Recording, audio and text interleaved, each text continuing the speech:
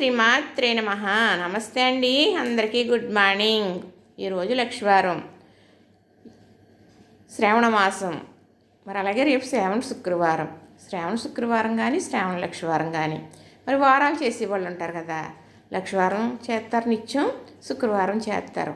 అలాంటి వారు శ్రావణ మాసంలో వచ్చే లక్షవారం కానీ శుక్రవారం చేసేవాళ్ళు శుక్రవారం, లక్షవారం చేసేవాళ్ళు లక్షవారం. చక్కగా వారం చేసినప్పుడు శనగలో తాంబూలం అనేది లక్ష్మీదేవికి పెట్టుకోవాలి. ఇది పూర్వం నుంచి వచ్చేదే, పూర్వం పెద్దవాళ్ళు చేసి చెప్పిందే. అంటే లక్ష్మీ పూజ చేసుకుంటాం కదా.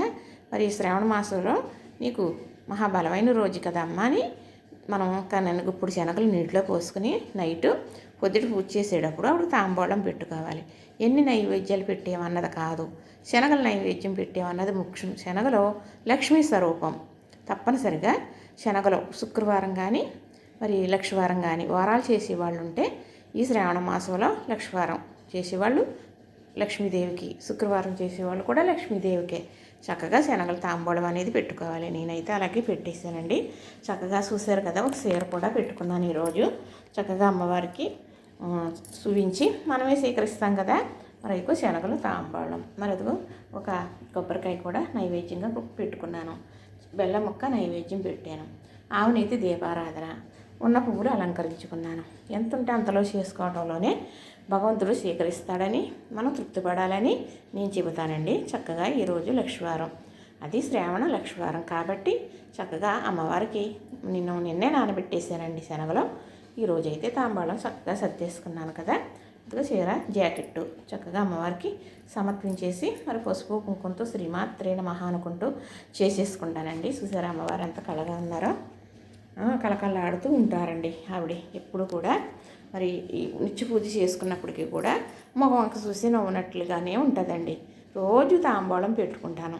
ఒక్కొక్కసారి అరటిపళ్ళు గమ్మున మాగిపోతాయి, అప్పుడుండో రోజు తాంబూలం పెట్టుకుంటాను. రోజు పువ్వులు తెస్తారు దేవుడి దగ్గరికి, అంటే అన్నీ చక్కగా సమకూరుస్తారండి మా వారు.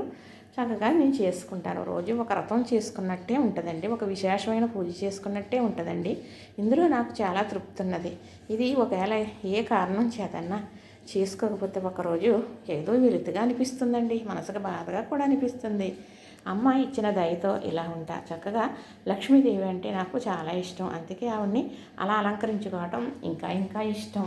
పూర్వం చెప్పారండి పెద్దలు, రాతి కానీ అలాగ రాగి ఇత్తడి పంచలోహాలు కానీ అంతంత విగ్రహాలు పెట్టుకోకూడదు, కానీ మట్టి విగ్రహం ఎంత పెట్టుకున్నా మనం పర్వాలేదు చక్కగా పూజించుకోవచ్చు అని చెప్పగా నేను వినగా ఆమెని ఇలా పూజించుకుంటూ ఉంటానన్నమాట. చూసారా, నచ్చిందా? చక్కగా ఈరోజు లక్షవారం అయింది కదండి, రేపు శుక్రవారం. ఈరోజు శనగలు పెట్టాం కదా, రేపు పొద్దున మొలకెత్తుతాయి. ఆ మొలకలు పెడితే ఇంకా చాలా చాలా మంచిదండి. ఆవిడ ఆశీర్వాదం బాగా ఉంటుంది. సరే చూసారు కదా, నచ్చింది కదా.